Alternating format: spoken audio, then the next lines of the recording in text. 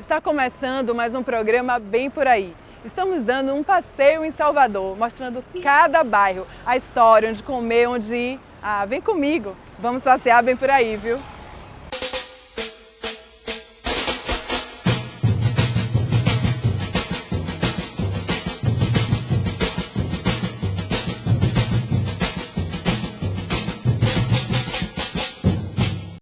Quando caminhamos pelo Corredor da Vitória, a gente acha que se trata mais de um bairro residencial com 1 m² mais caro do Norte e Nordeste. Mas se a gente olhar direitinho por aí, tem muita história para contar, viu? Localizado em uma das partes mais altas da capital da Bahia, o Corredor da Vitória foi um dos primeiros caminhos de Salvador. A ampla vista facilitava a vigilância constante da chegada de embarcações e a localização oferecia fácil acesso às praias das cidades Alta e Baixa. O largo que compõe o bairro de mesmo nome teve origem antes mesmo da fundação da cidade por Tomé de Souza. E neste programa vamos contar sobre o crescimento deste bairro. O Corredor da Vitória existe desde a fundação da cidade de São Salvador. Foi fundada também por Tomé de Souza. Ela ligava a Cidadela até a Vila Pereira Coutinho, o atual Porto da Barra. E olha, vamos bater um papo e saber mais sobre isso, viu?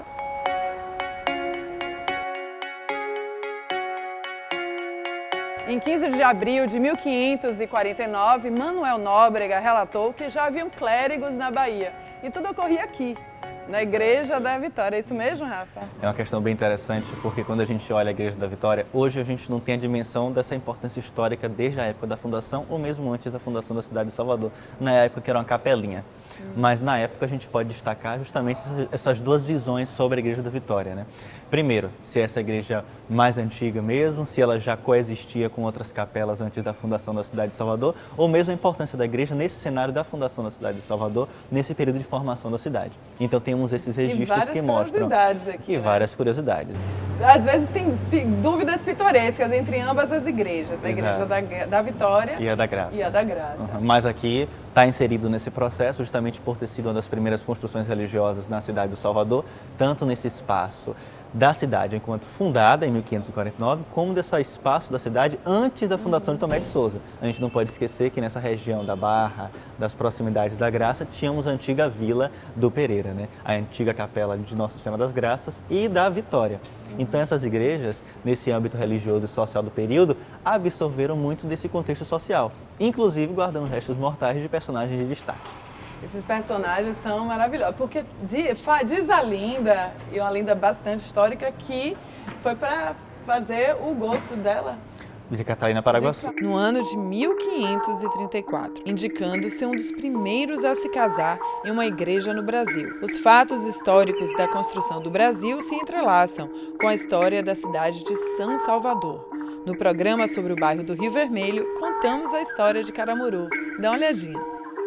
Aqui habitavam os índios tupinambás e era uma região que tinha uma mata atlântica com bastante pau-brasil.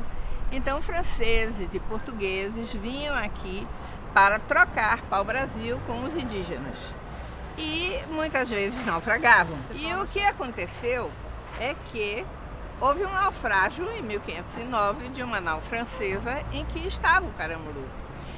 E vários tripulantes vieram à praia, mas os indígenas trucidaram esses tripulantes.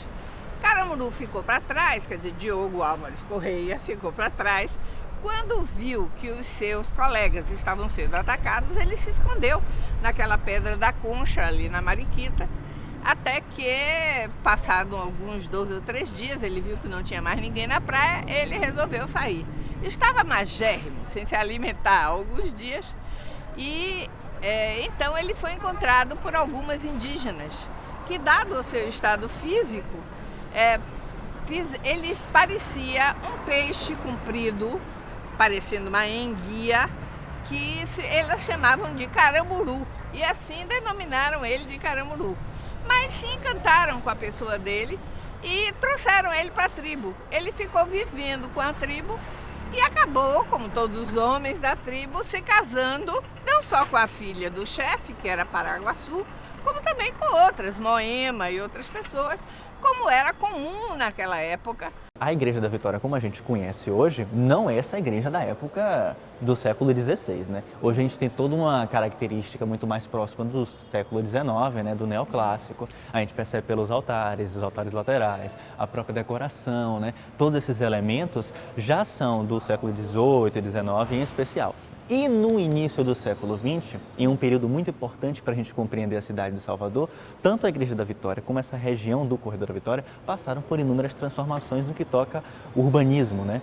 E as fachadas de muitos templos religiosos, né? E de palacetes, construções, passaram por alterações. É o exemplo da Igreja da Vitória. As construções eram feitas na costa. Isso, falamos exatamente. bastante sobre isso.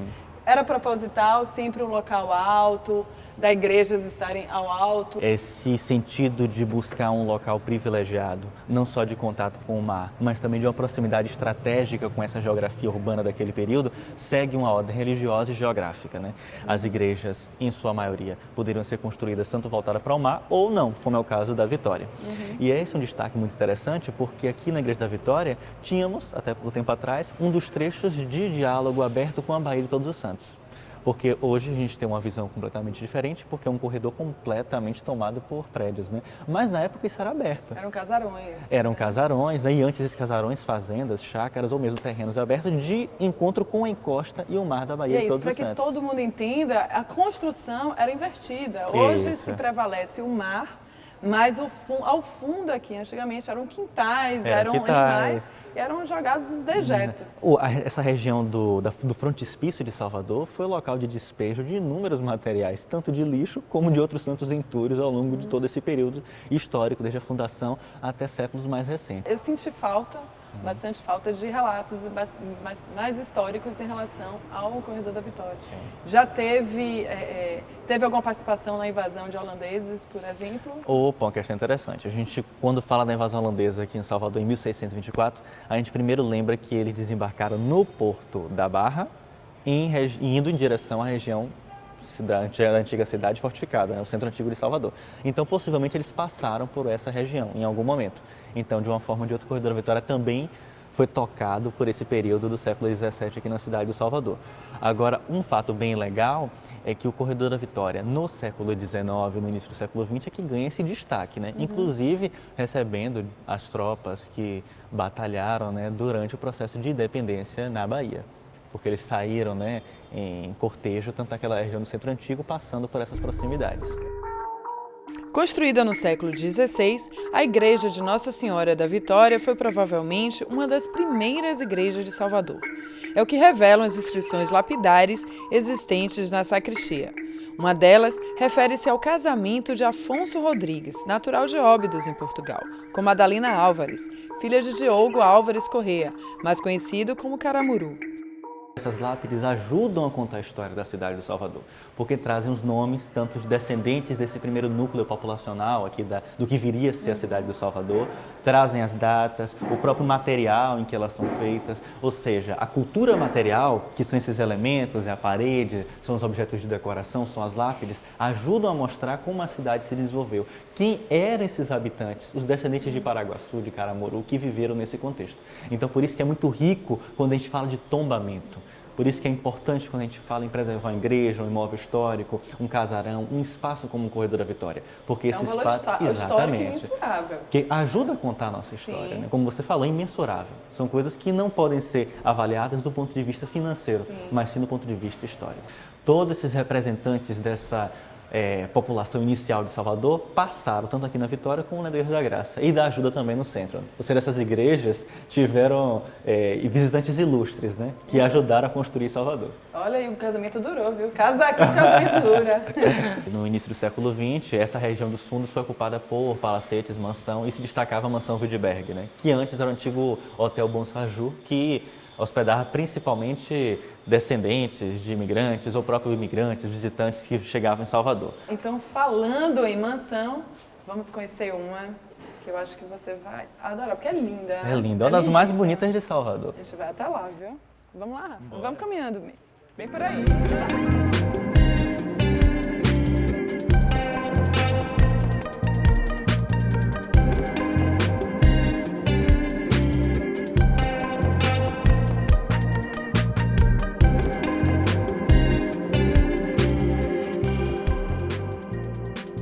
A abertura dos portos em 1808 possibilitou uma série de modernizações que marcaram bastante algumas regiões de Salvador, especialmente no século XIX, com a vinda de comerciantes estrangeiros para a Bahia, como ingleses, franceses, alemães, suíços e portugueses. A região do Corredor da Vitória e da Graça, principalmente, foram os lugares escolhidos pelos ricos comerciantes do período, que encontraram aqui a região ideal para construir suas residências. Um exemplo dessas poucas construções que ainda resistem é o Solar Cunha Guedes. Uma das mais bonitas do Corredor da Vitória, na verdade uma das 4 ou 5 que ainda restam, que se destacam nesse período, né? O Solar Cunha Guedes já foi residência, tanto da família Guedes como da família Carvalho, e anteriormente foi sede do Clube Fantoches, Fantoches Euterpe, né? E hoje é um cerimonial. Mas a gente percebe pela imponência do imóvel, pelos gradis, pelos detalhes que marcam essa fachada, como ele se destacava no Corredor da Vitória e como ainda hoje é um marco importante para essa região. Olha, estou super curiosa. Vamos descobrir.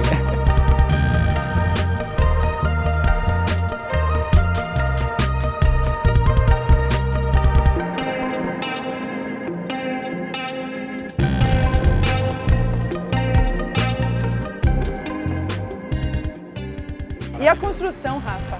Ele é do final do século XIX, né? Ao longo desse período passou por alguns acréscimos, algumas reformas, mas é uma construção que se destaca desde esse período, do final do século XIX para o início do século XX, né? Residência de importantes comerciantes, né?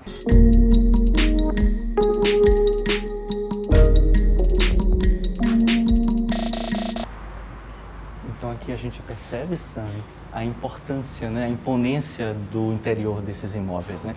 Como essas salas, como esses espaços, tínhamos vários aqui no Corredor da Vitória, mas esse é um dos que mais se destacavam, né?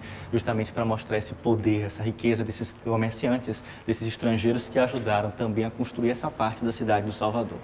Internamente a gente já percebe a influência de diversos estilos, em especial o europeu, né? O mobiliário que vinha de fora, toda essa planta desse imóvel já recuada. Percebam que não é uma casa já próxima à rua, ela tem um recuo, um jardim e a casa atrás, muito diferente das casas construídas nos períodos anteriores, né? Ou seja, dialoga com as concepções arquitetônicas, né, de urbanidade do final do século XIX e do início do século XX. E internamente, já que você era um rico comerciante, já que você ostentava esse poder, né, de figurar na cidade, na elite econômica na época baiana, você tinha também que mostrar essa casa de acordo com essas influências de fora, né? No caso da Europa. Então Salvador tenta se europeizar, consegue, né, com o Corredor da Vitória, a Graça em especial, e o Solar Cunha Guedes ainda hoje é o principal exemplo nessa região, ao lado do antigo palacete da família Catarino, né, que mostram bem esse momento da cidade do Salvador. E na sua opinião, como historiador, qual teria sido a maior influência, principalmente aqui no Corredor da Vitória? Teria mais em holandesa, espanhol, porque o espanhol também tem uma presença forte. As colônias espanholas portuguesas, né, marcaram presença aqui, né? A família Catarino, que é portuguesa, a família Carvalho. Também tivemos descendentes de alemães que também vieram para cá, entre outros, né? Mas em relação aos estilos, toca o francês em especial, né? O neoclássico também está presente, o Art Deco está presente no banheiro aqui, né? Então tem uma mistura, né, de diversos estilos artísticos, né, arquitetônicos nessas casas, mas em especial de pessoas que participaram nesse período, a gente vai destacar os portugueses e os espanhóis, né? Família Catarino, Carvalho, depois a Guedes, etc. Mas nesse momento inicial, em especial espanhol e portugueses. É uma das poucas casas que restam e que podem contar a nossa história, a história de Salvador, da colonização, da influência. E aí que a gente percebe a importância de preservar esses imóveis, né? Porque hoje em dia temos ainda alguns exemplares dessas residências do final do século XIX e do início do século XX, mas com algumas alterações na sua parte interior. E aqui a gente tem esses detalhes que ajudam a contar a história não só do exterior, da residência enquanto modelo de casa da cidade do Salvador nesse período 19 do 20, mas também como casa interna, mostrando como essas pessoas viviam, como essas pessoas moravam, né? Ou seja, cada um desses detalhes, por menor que pareçam, contam a história daquele período. Então, por que uma porta em ferro? Por que esse tipo de piso? Por que esses lustres? De onde vieram esses lustres? De onde vieram os mármores? De onde vieram esses mármores, né? Os vidros italianos, tudo isso ajuda a contar a história. A mostra os prataria interesses, Índia, a né? prataria, né? As louças, né? Faiantes, vizinhança, tudo isso mostra um diálogo, um trânsito importante do comércio baiano com o comércio europeu. Lembrando que o Porto de Salvador no século XVIII e no século XIX era um dos principais portos do mundo. Então por aqui chegava muita riqueza e também saía muita riqueza. Olha, a gente vai dar uma volta aqui e mostrar para vocês, até a gente puder caminhar aqui e mostrar como é lindo, inclusive nessa parte de conservação que o Solar Cunha Guedes mantém. Parabéns, os responsáveis. Parabenizar a todos aqui, porque é maravilhoso.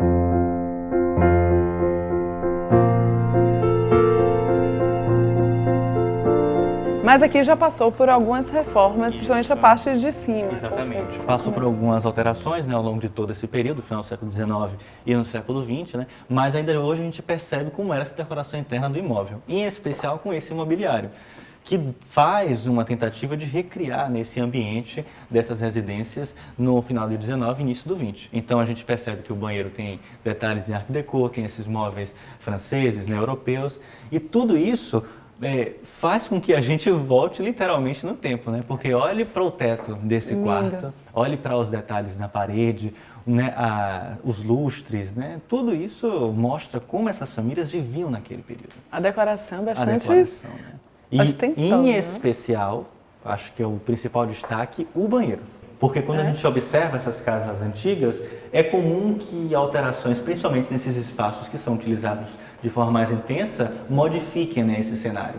E aqui não, temos ainda os ladrilhos, né, temos os pisos, tudo em Art Deco, esse desenho bem típico já do século XX, essas primeiras décadas do século XX, e é coisa que a gente não vê assim nessas casas. Então é um destaque para esse imóvel. Olhe como esse banheiro é construído, né? Olhe os detalhes, fazendo uma alusão a essa realidade greco-romana, né? Tudo isso tentando se aproximar às termas, né?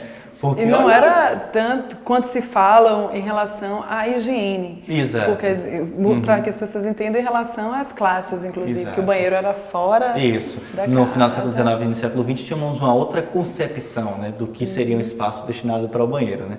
Mas nessa casa a gente já tem um banheiro dentro do quarto para descansar também. Com uma banheira, né? Sim. Então mostra muito que essa casa já está muito próxima dessas novas concepções de residência já bem típicas do início do século XX. Olha, cada detalhe conta uma história. Um banheiro pode contar muito sobre uma sociedade. Os contam a história, exatamente. Questões sociais, questões arquitetônicas, os estilos da época, os interesses da família, entre outros pontos.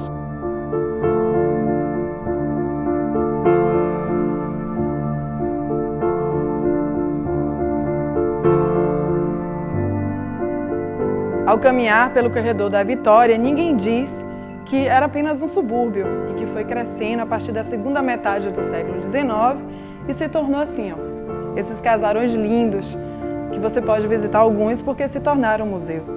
Preste atenção, olhe em detalhes e conheça a história do seu bairro.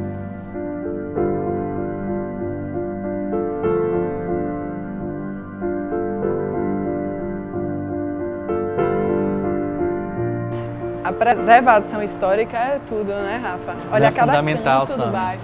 Porque esses detalhes, as estátuas, a fachada dos imóveis, a própria construção em si diz muito sobre a nossa cidade, as concepções, os interesses políticos de cada momento, o que se pensavam como cidade naquele período e como a gente pensa na cidade hoje. Por isso, preservar, conhecer esses imóveis é tão importante para Salvador. Fica aí a dica, viu? E caminhe sempre bem por aí.